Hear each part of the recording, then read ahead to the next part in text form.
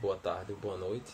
Meu nome é Daniel Silva Santiago. Eu vim gravar esse vídeo referente ao Laboratório 3 da disciplina de Eletricidade Aplicada, ministrado pela professora Jossana Ferreira, e eu faço parte da turma 03B. E vamos lá para o vídeo. Bom, o projeto que nos foi passado foi um projeto de um filtro, certo? Algo muito utilizado na eletrônica, que recupera apenas aquele sinal em determinada faixa de frequência que eu desejo.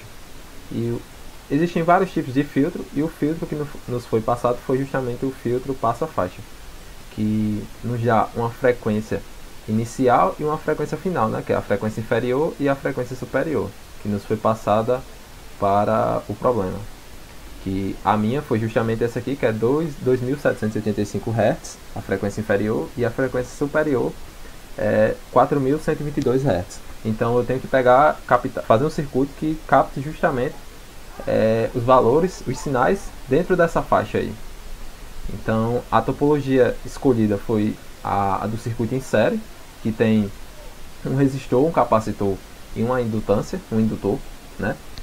E vamos lá. Bom, foi passado que o ganho seria essa relação aí, que foi passada no roteiro, que é em função da tensão de saída, ou melhor, em função da frequência, mas traz a relação da tensão de saída sobre a tensão de entrada, né? Que é V alto e V in. Então, a gente, lembrando que a topologia escolhida foi a em série, então a gente pode usar essas relações aí que estão explicitadas no slide, e chegamos na seguinte simplificação, que é a do módulo do ganho.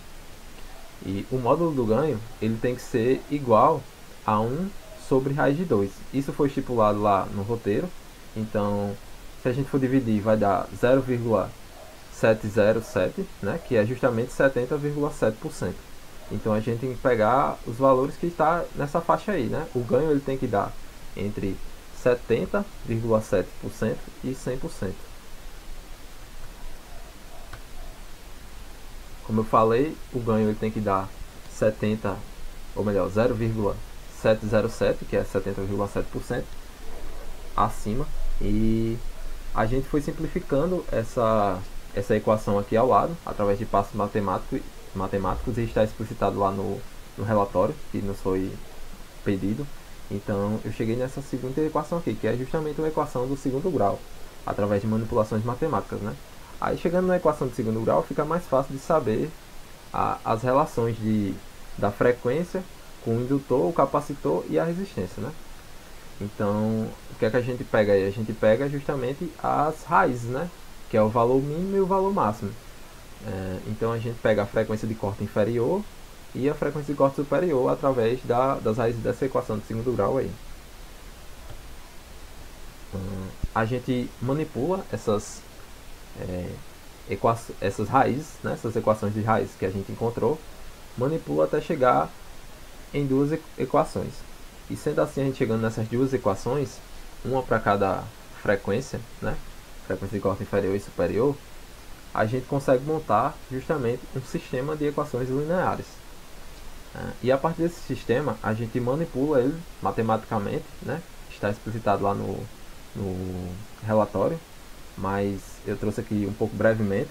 Então a gente chega na seguinte equação, que é essa daqui, da resistência em função da indutância, ou melhor, ou o contrário, né, que é a indutância em função de R, que é a resistência.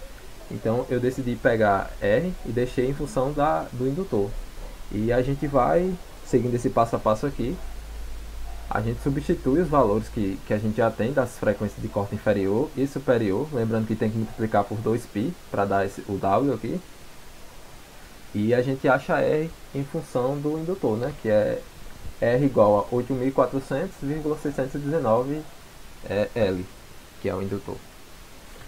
E a gente manipula e chega na seguinte expressão. A gente pega aquele R lá e adiciona ele na primeira equação, que é essa equação aqui de cima. E a gente manipula matematicamente e chega na seguinte expressão,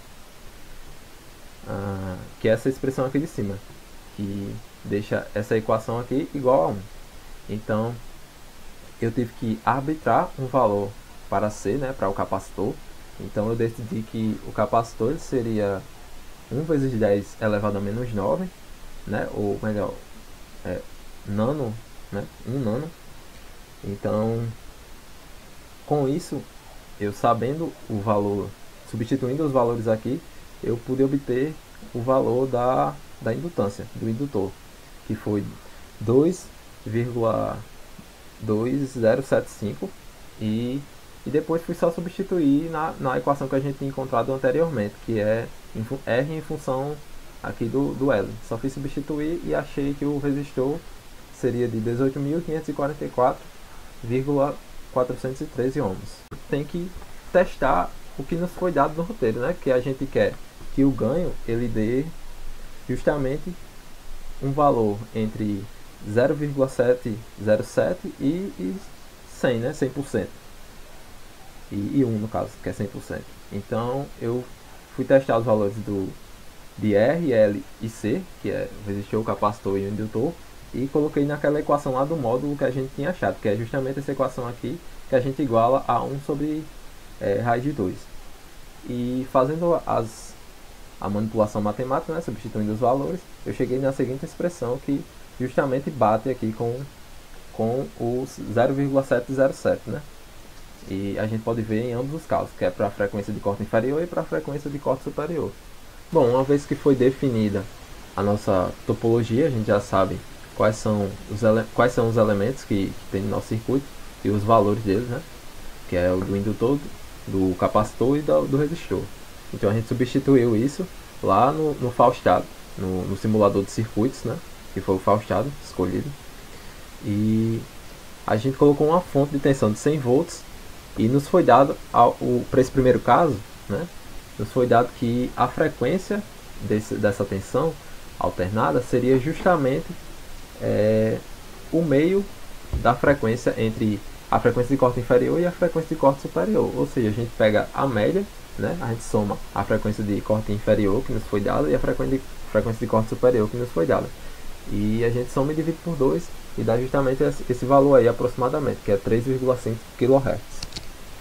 E se a gente for observar, o valor na saída está dando muito próximo do valor da entrada, que é 100 volts.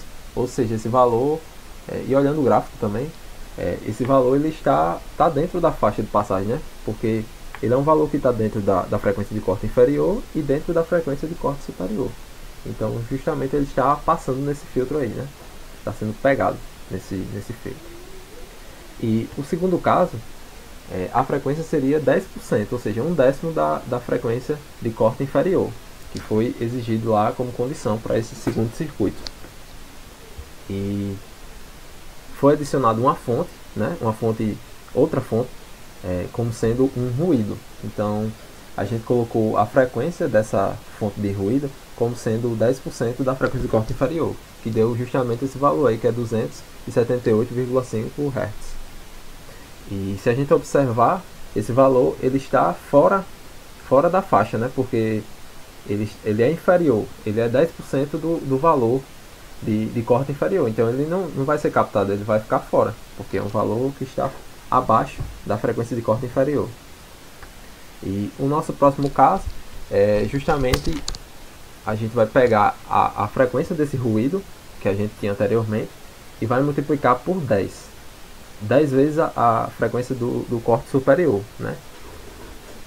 E a gente vai chegar no valor de 41,2 kHz aproximadamente. E se a gente analisar os gráficos aqui senoidais, a gente vai ver que o valor está passando, né, do corte superior. Ou seja, ele não vai ser captado também. Ele está fora da faixa, está acima do valor máximo. Neste quarto e último caso, o valor da frequência tem que estar entre o valor de corte inferior e o valor de corte superior, né? Ou seja, mas tem que ser um valor maior que a frequência de corte inferior.